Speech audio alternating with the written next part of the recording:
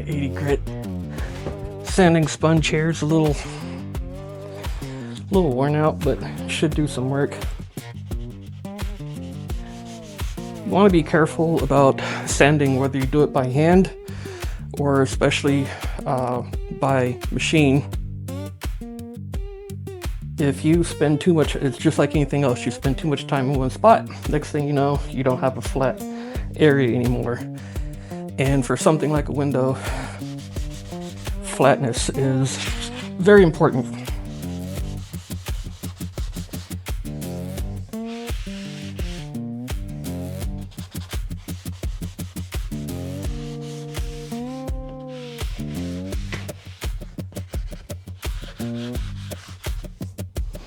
You may notice I'm going back over something I just used was it 180 on.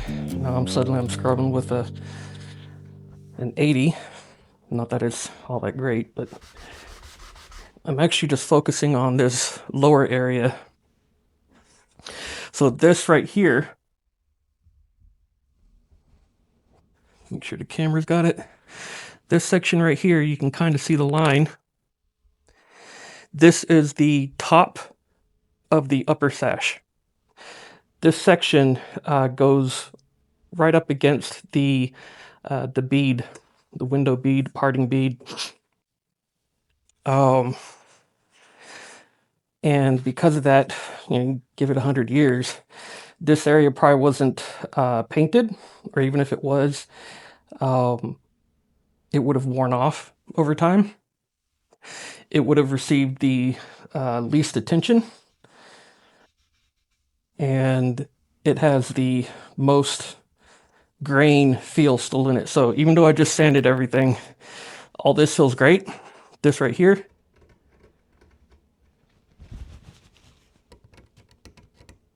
you can hear the grain. But I don't want to take an entire sanding machine to that. I don't want to take this good wood down to level with this.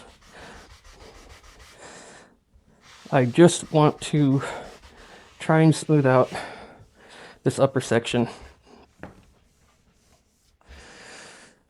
Give it a little love.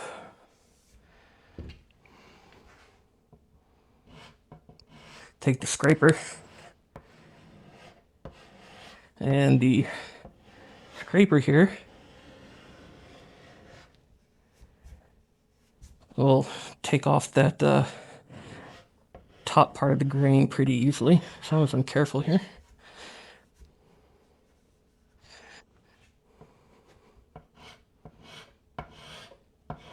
And again, you don't want to take off too much.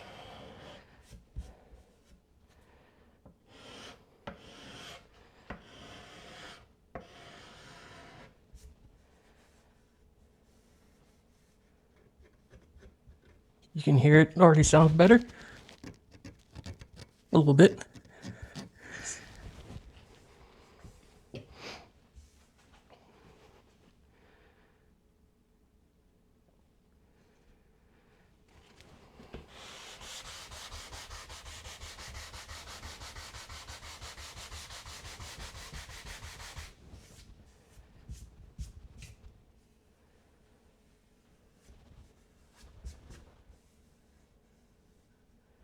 That feels a lot better.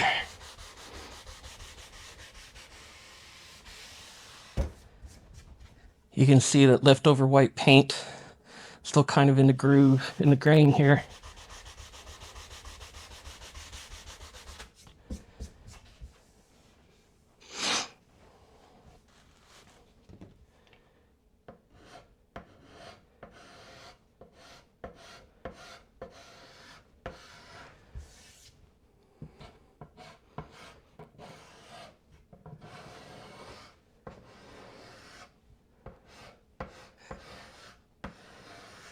One day maybe I'll get a card scraper and learn how to use that.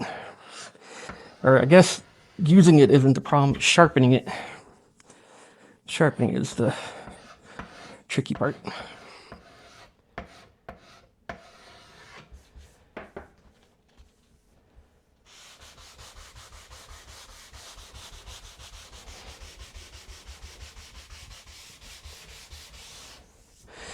Again, you want to try and keep your work even.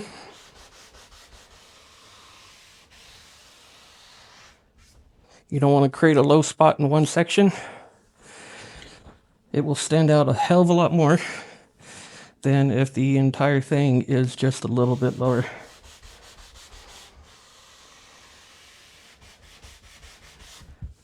Not that this is going to take a lot off.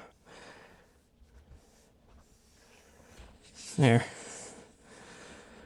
Okay.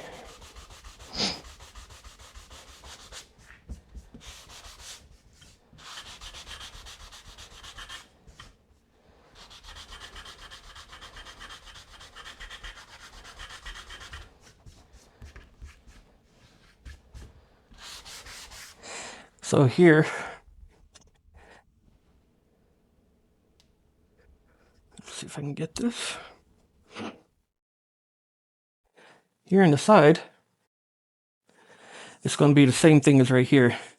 This section historically probably wasn't painted. And even now, a lot of people suggest don't bother painting it because this goes up again against the parting bead. And if you paint it, especially if you're using latex paint, which you don't really want to do, that paint there will end up sticking in time. Sticking and or just coming off the more often that you use it. So historically, this wouldn't have been painted. And even now, again, some people say don't paint it. I at least put oil primer on this section. But either way, this section, due to its function and its location, is often going to be a little bit rougher. This isn't too bad right now, but it's still a section that you want to pay attention to.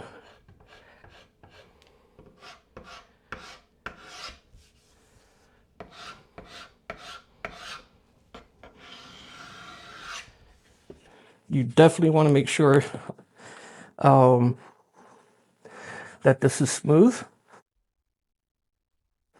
And look for any checks and cracks like I have here. So this, I will come back and fix later on in the project. A little bit of wood glue, but I have some other things that I need to do to the sash before I can use any wood glue or epoxy. I just need to make sure I don't aggravate that. You want it like your window when it's angry.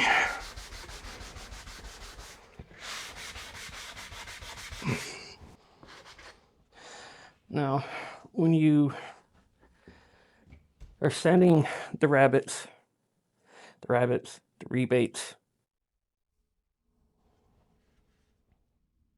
it is RABBETS. That is French for rebate, apparently. Then you have us Americans that look at it and say, well, that says rabbit. So there you go. But technically, this area here, its function, its name is rebate. But call it what you want. No one's going to care if you call it a rabbit. Anyways, when you go to sand this section, the top piece, be careful about your pressure. Your muttons are going to be loose, like this right here. Some of these may have, some of these ends may have brad nails. These right here are just as likely to only be either held in by force, friction, or maybe that and some glue.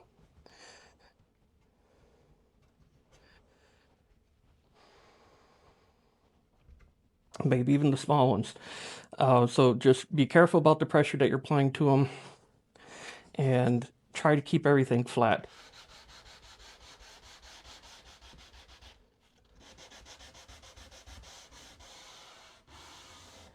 And again, make sure you don't focus too much in one area trying to get it perfect.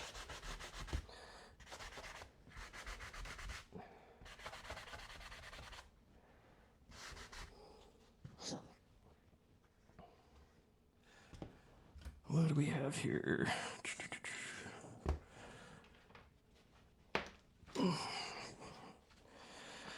Yeah, I don't think 1,000 is gonna help me.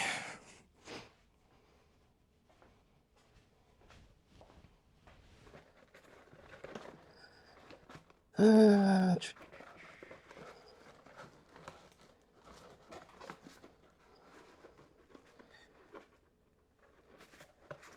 240.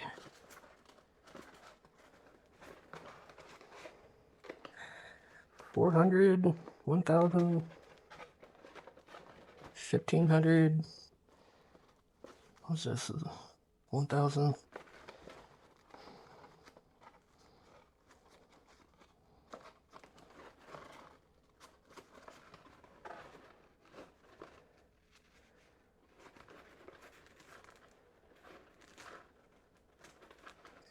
$240, 400.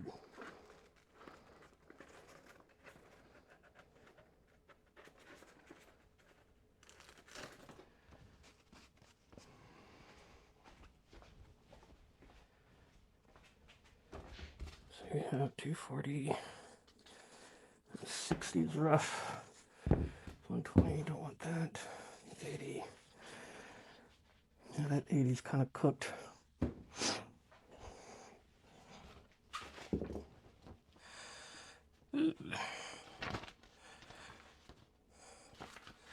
$150.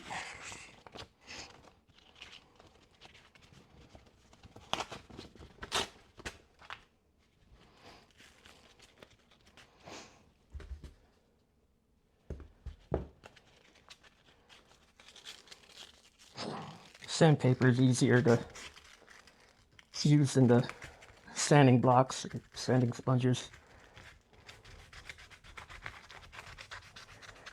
In some of these tighter areas.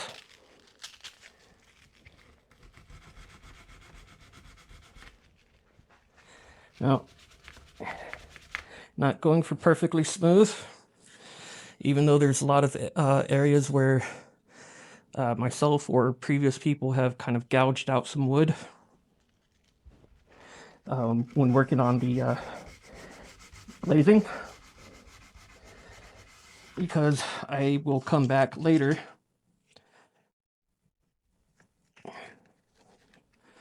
with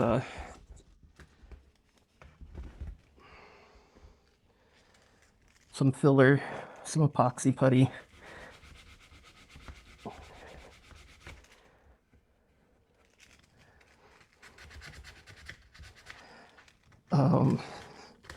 And I will fill in small missing sections with that putty. Not entire parts, just small areas, mostly ones that affect the profile. There's a piece here, missing chunk here, little things like that.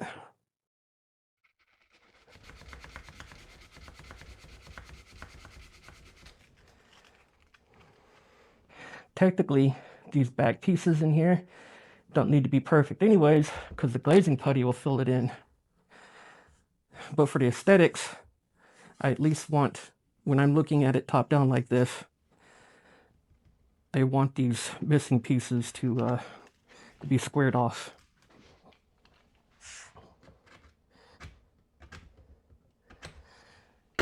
And you definitely don't want too much putty. When I say putty, epoxy, you don't want too much epoxy, because depending on the kind of glazing putty you use, honestly, I don't know. I do not know the effect of, I use a traditional linseed based glazing putty, and I don't know its full effects on it bonding with various kinds of epoxy putties. So just use a minimal amount, get it looking right, paint it, move on.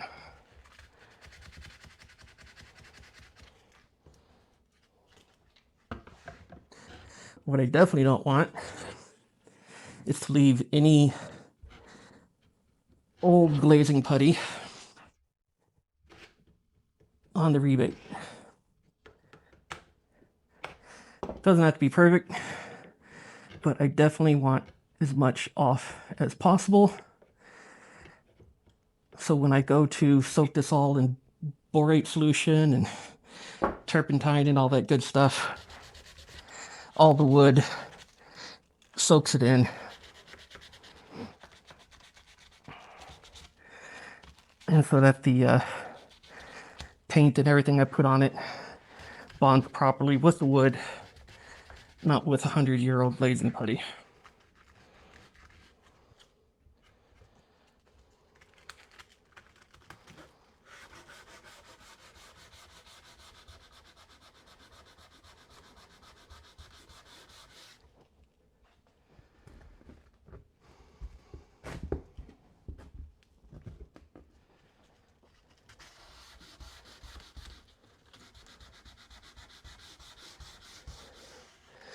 You can see just how quickly we've got the color back.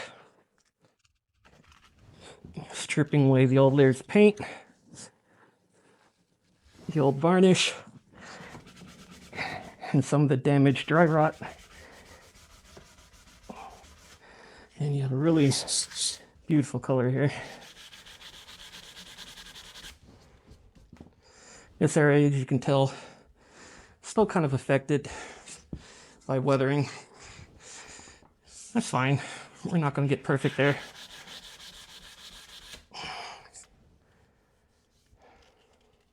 And all of this is going to change color a bit once we get the turpentine and linseed oil on it.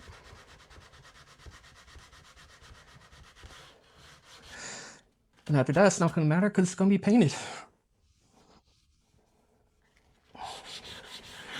But still, it's nice to see this good color. It means it's good quality wood there. At least that's my takeaway.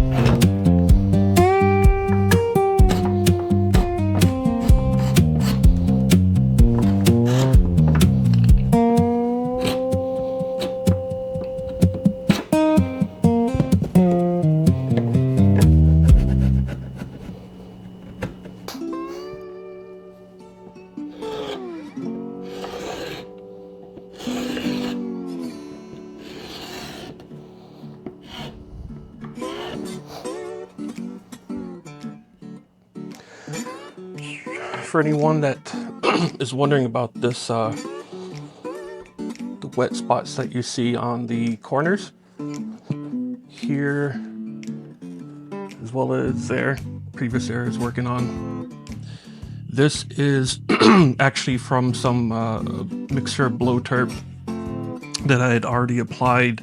Oh God, it's been at least a month now. There's actually a little short, it's one of my first videos that I put up, where I show that I use a little syringe and forced some bloturp mixture into the checks that are actually on the end of this. Just a little bit. I've actually got to do more when this is all over, or not when it's all over, but as one of the next steps. But I can smell it right now. It's actually why I'm kind of breathing through my nose like I am. That turpentine is strong even now, even after over a month that it's been soaked into there. It's not unpleasant, but it's you can smell it. The more I shave, cut into it.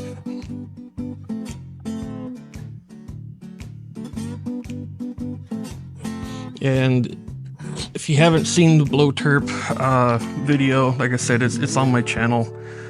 It's pretty short, but it shows the mixture and a couple different variations of the mixture. It's actually just boiled linseed oil, which is now is optional, turpentine, and then a mix of Penetrol by Flood. And the Penetrol can actually take the place of boiled linseed oil. It's Penetrol by Flood is actually a alkali, I think that's how it's pronounced, alkali oil.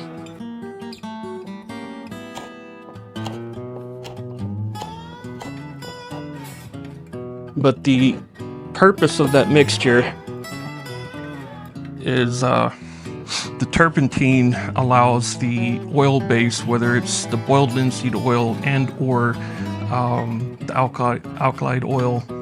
I know I'm pronouncing that wrong, alkali. Anyways, the Flood Penetrol, it allows that oil base to be absorbed in further into dry wood than just putting oil on and trying to let it soak. And also the turpentine not only helps it get pulled in quicker, but also flashes off quicker.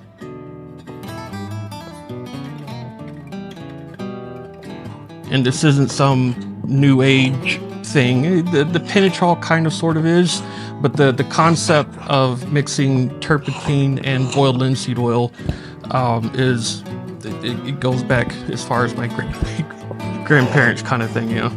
It's been around.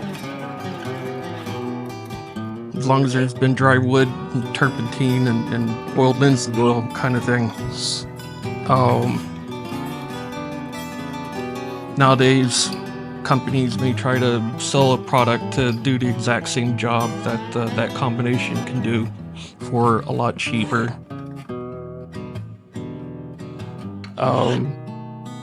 As far as the replacing linseed oil,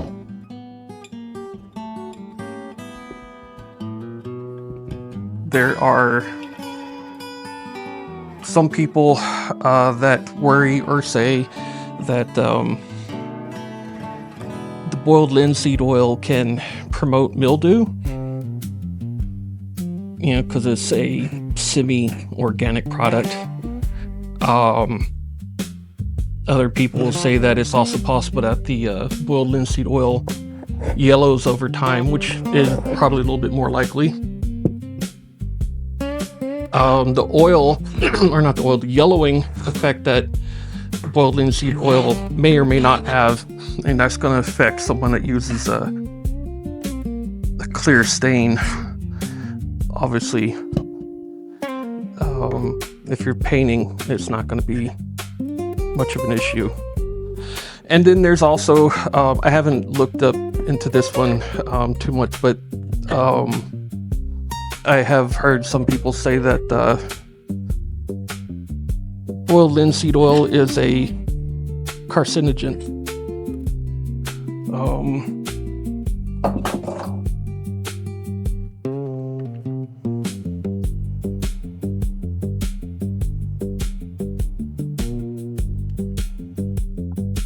Again, I haven't looked too much into that one.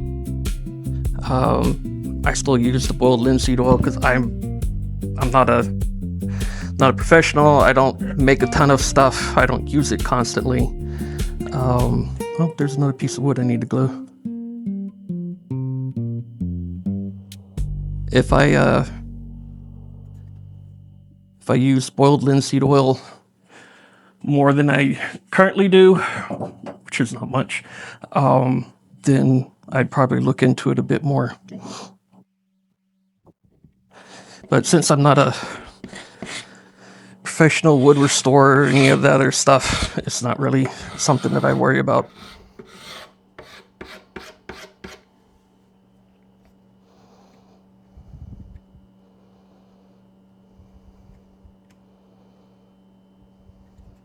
I don't know why I'm playing with this as though I'm not about to break it if I keep playing.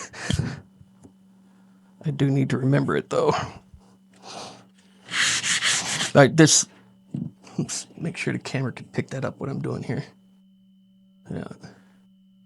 So you're sitting here talking about dry wood.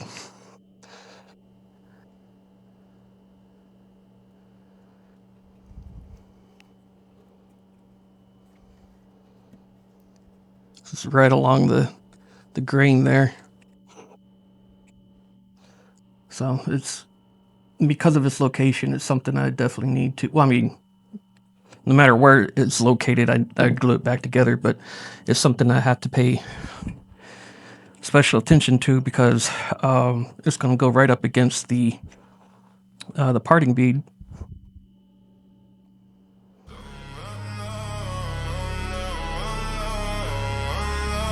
It gets a lot of action.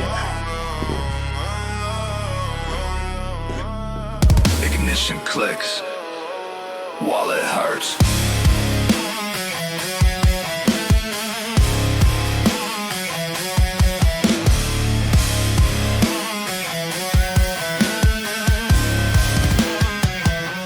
Street truck loud, V8 stroker in the frame. Have my check on parts, still can't call it tame. Jack stands in a driveway, moonlight on chrome. Neighbors hate the idle, I just call it home. Candle burning both ends, gas on the credit. Talking like I'm done soon, I don't ever meant it. Every almost there got me feeling 10 feet tall. Then the next might idea makes the whole plan fall. I can taste that finish line, it's gasoline sweet. But the goalposts move every time I hit the street. Project unfinished, still out in the dark. Half-built monster, but it bites when it barks. Spend that money I don't got, let it smoke, let it flash. If it's not done, it's not dead, it's a project unfinished. I'll wear it like armor, flex in the day like a vest after hours. Chasing that near complete like a hit, like a crash. If it's not done, it's not dead, it's a test. Sometimes it's time over time, stole the week. Sometimes it's funds in the bank says nah, not me. Sometimes I quit, let the dream rot in place. Then I hear that cam lope and I'm back in the race. Sell it half finished, swear it's just